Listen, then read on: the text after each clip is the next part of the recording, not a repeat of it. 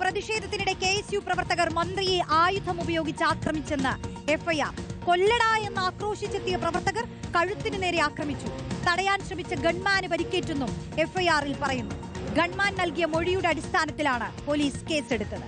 ഹരിമോഹൻ ചേരുന്നു. ഹരി, മന്ത്രിയുടെ ഗൺമാൻ നൽകിയ മൊഴി പ്രകാരമുള്ള കേസാണ്.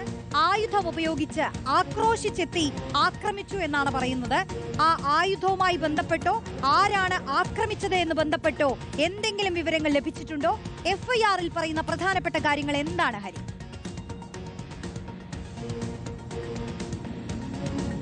റോഷ്നി, തീർച്ചയായിട്ടും ഈ എഫ്ഐആർ പ്രകാരം ആയുധം കണ്ടെത്തേണ്ടതുണ്ട്. ഒപ്പം തന്നെ ആരാണ് ആക്രമിച്ചത് എന്നുള്ളത് വ്യക്തത വരേണ്ടതുണ്ട്. അതായത് പ്രതിഷേധിച്ചെത്തിയ ആളുകളൊക്കെ തന്നെ പ്രതികളാണെന്നുള്ള കാര്യത്തിൽ സംശയമില്ല. അതല്ലാതെ ഈ ആയുധം ഉപയോഗിച്ച് ഈ പ്രതിഷേധക്കാരിൽ ആരാണ് മന്ത്രിയെ ആക്രമിച്ചത് എന്നുള്ള കാര്യത്തിൽ ഇനിയും വ്യക്തത വരേണ്ടതുണ്ട്.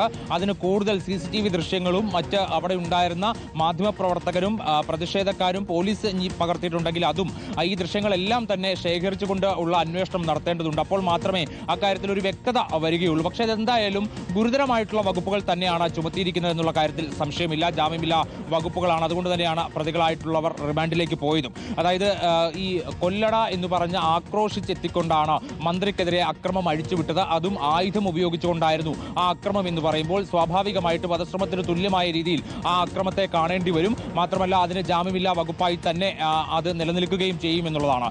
അത് കൂടാതെ തന്നെ ആ വകുപ്പുകൾ എന്ന് പറയുന്നത് കുറച്ചുകൂടി ഗുരുതര സ്വഭാവത്തിൽ കാണേണ്ടത് ഈ പോലീസിന്റെ കൃത്യനിർവഹണം തടസ്സപ്പെടുത്തിയതടക്കമുള്ള ജാമ്യമില്ലാ വകുപ്പുകൾ കൂടിയുണ്ട്.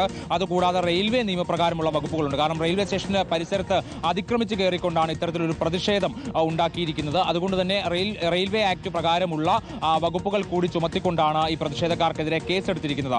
ഇനിയിപ്പോൾ ഉള്ളത് ഇതിപ്പോൾ രണ്ട് കാര്യങ്ങൾ നേരത്തെ തന്നെ തെളിഞ്ഞു കഴിഞ്ഞു. ഒന്ന്, ഈ റെയിൽവേ സ്റ്റേഷൻ പരിസരത്ത് അതിക്രമിച്ച് കയറി എന്നുള്ള കാര്യത്തിൽ ഒരു സംശയവുമില്ല. ആ വകുപ്പ് നിലനിൽക്കുന്നതാണ്. അതേസമയം തന്നെ രണ്ടാമത്തേത് ഔദ്യോഗിക കൃത്യനിർവഹണം തടസ്സപ്പെടുത്തി എന്ന് പറയുന്നതും നിലനിൽക്കും. കാരണം ഇതിൽ പോലീസിന്റെ ബന്ദോബസ്ത് ഭേദിച്ചുകൊണ്ട് സംരക്ഷണം തീർത്തിരിക്കുന്ന ആരോഗ്യമന്ത്രിക്ക് നേരെ പ്രതിഷേധിക്കുക എന്നുള്ളതാണ് ഈ പ്രവർത്തകരുടെ ഭാഗത്തു നിന്നുണ്ടായിരിക്കുന്നത്. അപ്പോൾ സ്വാഭാവികമായിട്ടും പോലീസിനെ അടക്കം തള്ളി മാറ്റിക്കൊണ്ട് ആ പ്രതിഷേധം ഉണ്ടായതുകൊണ്ട് ആ വകുപ്പും നിലനിൽക്കും. പക്ഷേ ആരോഗ്യമന്ത്രിക്കെതിരെ നടത്തിയിട്ടുള്ള അക്രമം അത് ആയുധം ഉപയോഗിച്ചുകൊണ്ടാണ് എന്ന് എഫ്ഐആറിൽ രേഖപ്പെടുത്തിയിട്ടുണ്ട്.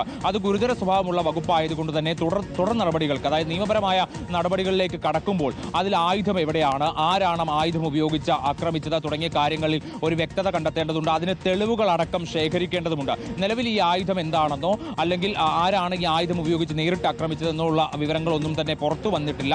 ഇനിയിപ്പോൾ ഏതെങ്കിലും ദൃശ്യങ്ങളിൽ നിന്ന് പോലീസിന് അതുമായി ബന്ധപ്പെട്ട വിവരം ലഭിച്ചിട്ടുണ്ടോ എന്നുള്ള കാര്യത്തിലും വ്യക്തതയില്ല. പക്ഷേ നിലവിൽ എന്തായാലും റെയിൽവേ പോലീസ് അവർക്ക് ലഭ്യമായിട്ടുള്ള CCTV ദൃശ്യങ്ങളും മറ്റ് ദൃശ്യങ്ങളും ഒക്കെ പരിശോധിച്ചതിൽ നിന്ന് അങ്ങനെയൊന്ന് കാണാൻ ഇതുവരെ സാധിച്ചിട്ടില്ല എന്നുള്ളതാണ്. അതുകൊണ്ടാണ് ഈ കൂടുതൽ പരിശോധനയും അന്വേഷണവും ഒക്കെ ഇക്കാര്യത്തിൽ വേണ്ടി വരിക എന്നുള്ളതാണ്. പക്ഷേ എന്തായാലും അത് കണ്ടെത്താതെ ഈ അന്വേഷണത്തിന് മുന്നോട്ട് പോകാൻ കഴിയുകയില്ല. മാത്രമല്ല ഇത് കോടതിയിലെത്തുമ്പോൾ സ്വാഭാവികമായിട്ടും ഈ പ്രതികൾക്ക് ജാമ്യം ലഭിക്കുകയും അല്ലെങ്കിൽ തുടർ നടപടികളിലേക്ക് പോകുമ്പോൾ അവർക്ക് അനുകൂലമായ നിലപാട് കോടതിയിൽ നിന്ന് ഉണ്ടാവുകയും ചെയ്യുമെന്നുള്ളതാണ്. ഇനി ഏതെങ്കിലും കാരണവശാൽ ഈ കരിങ്കൊടി കെട്ടിയ കൊടിയുടെ വടിയോ അല്ലെങ്കിൽ അത്തരത്തിലുള്ള കാര്യങ്ങളാണോ ഈ ആയുധമാണ് എന്നുള്ള രീതിയിൽ പോലീസ് പരാമർശിച്ചത് എന്നുള്ള കാര്യത്തിൽ കൂടി ഒരു വ്യക്തത വരേണ്ടതുണ്ട്. എന്തായാലും ഒരു വശത്ത് അങ്ങനെ ഒരു ആക്രമണം നടന്നിട്ടില്ല എന്ന് പ്രതിപക്ഷം പറയുകയും മറുവശത്ത് ഒരു വധശ്രമം തന്നെ നടന്നു എന്നുള്ള രീതിയിൽ ഭരണപക്ഷം പറയുകയും ചെയ്യുമ്പോൾ അങ്ങനെ ഒരു ആയുധം ഉണ്ടെങ്കിൽ അത് കണ്ടുപിടിക്കേണ്ടത് പോലീസിന്റെ ബാധ്യതയായി തീർന്നിരിക്കുന്നു എന്നുള്ളതാണ് വസ്തുത. അതിന് കൂടുതൽ വിശദമായിട്ടുള്ള അന്വേഷണം തന്നെ വേണ്ടിവരും. അതല്ല എന്നുണ്ടെങ്കിൽ പ്രതിപക്ഷം പറയുന്നത് ശരിയാണെന്നുള്ള നിലയിലേക്ക് ഉള്ള രീതിയിലുള്ള വാദങ്ങൾ ഉയരുക തന്നെ ചെയ്യും എന്നുള്ളതാണ്. അപ്പോൾ എന്തായാലും പോലീസിനെ സംബന്ധിച്ച് വലിയൊരു ബാധ്യത ഇതിനകത്ത് വന്നു തീർന്നിരിക്കുന്നു. എഫ്ഐആറിൽ പറഞ്ഞിരിക്കുന്ന വകുപ്പുകൾ അത് നിലനിർത്തേണ്ടത് പോലീസിന്റെ ആവശ്യകതയാണ്. പോലീസ് അത് വരും ദിവസങ്ങളിൽ തെളിയിച്ചില്ല എന്നുണ്ടെങ്കിൽ സ്വാഭാവികമായിട്ടും അത്രയും വലിയൊരു സുരക്ഷയ്ക്കിടയിൽ മന്ത്രിക്കെതിരെ ഒരു പ്രതിഷേധം ഉണ്ടാക്കിയപ്പോൾ ഉയർന്നു വന്നത് ഒരു സുരക്ഷാ വീഴ്ചയുടെ പ്രശ്നം കൂടിയാണ്. അതിനുകൂടി പോലീസ് മറുപടി പറയേണ്ടി വരും എന്നുള്ളതാണ് റോഷ്നി. അതെ, അപ്പോൾ ഗുരുതരമായ ആക്രമണമാണ് മന്ത്രിക്ക് നേരെ ഉണ്ടായതെന്ന് പറയുന്ന എഫ്ഐആർ ഉണ്ട്. ഗുരുതരമായ പരിക്കോടുകൂടി ചികിത്സയിലാണ് മന്ത്രി എന്ന് പറയുന്ന മെഡിക്കൽ റിപ്പോർട്ടുണ്ട്. ഇനി എഫ്ഐആറുമായി ബന്ധപ്പെട്ടും കേസുമായി ബന്ധപ്പെട്ടും ഇനി ബാക്കിയെല്ലാം പോലീസിന്റെ കയ്യിലാണ്. പ്രത്യേകിച്ച് ആയുധം എന്ന് പറയുന്നതാണ്, അത്ര ഗുരുതരാക്രമണം എന്ന് പറയുന്നതാണ്. അത് ആരെ ആക്രമിച്ചു എന്ന് കണ്ടെത്തണം, ആയുധം കണ്ടെത്തണം. അങ്ങനെ ഈ കേസുമായി ബന്ധപ്പെട്ട് ഇനി എന്തായിരിക്കും സംഭവിക്കുക എന്നുള്ളത് നമുക്ക് കാത്തിരുന്ന് തന്നെ കാണാം.